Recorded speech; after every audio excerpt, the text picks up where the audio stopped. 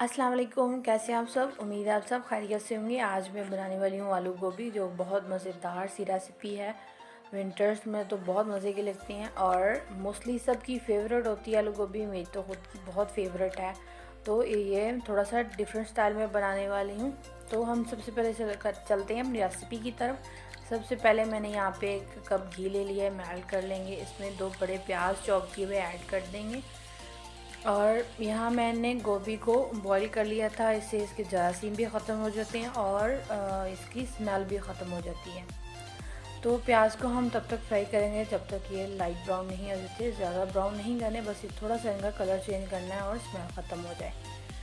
तो प्याज हमारे फ्राई हो चुके हैं। इसमें हम ऐड करेंगे 2 टीस्पून लहसुन और अदरक का पेस्ट।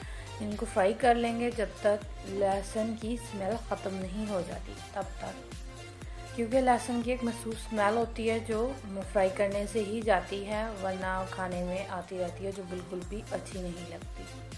तो इसके बाद हम इसमें ऐड करेंगे 2 टमाटर चॉप किए हुए बड़े साइज़ के।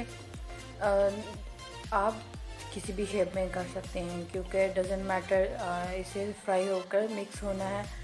तो आप रफली चॉप भी कर सकते हैं या जिस तरह आपको पसंद हो। इसके बाद मैंने 3 टीस्पून हरी मिर्च का पेस्ट और 3-4 हरी मिर्च साबुत ऐड कर दी थी।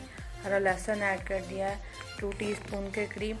इसका टेस्ट अच्छा आता है। इन्हें भून लेंगे हम अच्छे से जब तक ये मिक्स नहीं हो जाते और ये पानी खुश्क नहीं रहता। इसमें अब हम ऐड करेंगे 1/2 टीस्पून कुटी हुई मिर्च, 1/2 टीस्पून लाल मिर्च और 1/2 टीस्पून हल्दी और 1 टीस्पून नमक। ऐड करने के बाद हम इन्हें मिक्स करके अच्छे से भून लेंगे, क्योंकि आपका जितना मसाला ज़्यादा भुना हुआ होगा खाने में उतना ही टेस्ट ज़्यादा अच्छा आता है।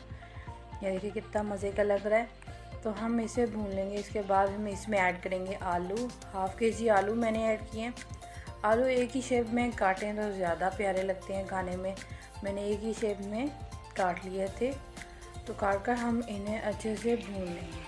आलू हमारे अच्छे से जब भुने हुए हों तो इनके अंदर तक टेस्ट जाता है मसाले का, वरना ये अंदर से बिल्कुल फीके से रहते हैं। गोभी ऐड करने के बाद मैंने इन्हें अच्छे से मिक्स कर दिया था। अब इसे कवर करके हम 5 से 6 मिनट के लिए रख देंगे ताकि ये अच्छे से गल जाए।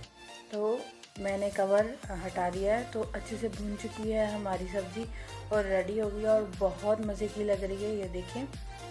अब इसमें ऐड कर देंगे हम चॉप किया हुआ बारीक हरा धनिया। हरा धनिया ऐड करने के बाद हमारी गोभी बिल्कुल रेडी हो गई। जैसे कि आप देख रहे हैं गोभी रेडी हो गई है। तो बहुत मज़े की लगती है, डिफरेंट स्टाइल है थोड़ा सा, क्योंकि मैं गोभी को बॉईल कर लेती हूँ। गोभी को बॉईल करने से इसकी जो स्मेल होती है वो भूनने के बाद भी नहीं जाती। तो इस तरह बहुत मज़े की लगती है। आई होप कि आपको रेसिपी पसंद आई होगी। पसंद आई है तो लाइक और शेयर ज़रूर किया करें। अपना फीडबैक देना मत भूला करें कि आपको मेरी रेसिपीज़ कैसी लगती हैं। तो मेरे चैनल पर नए हैं तो सब्सक्राइब करना मत भूलिएगा, बेल आइकन लाजमी प्रेस कीजिएगा। मिलते हैं नेक्स्ट रेसिपी में, तब तक दीजिए इजाज़त। अल्लाह हाफिज़।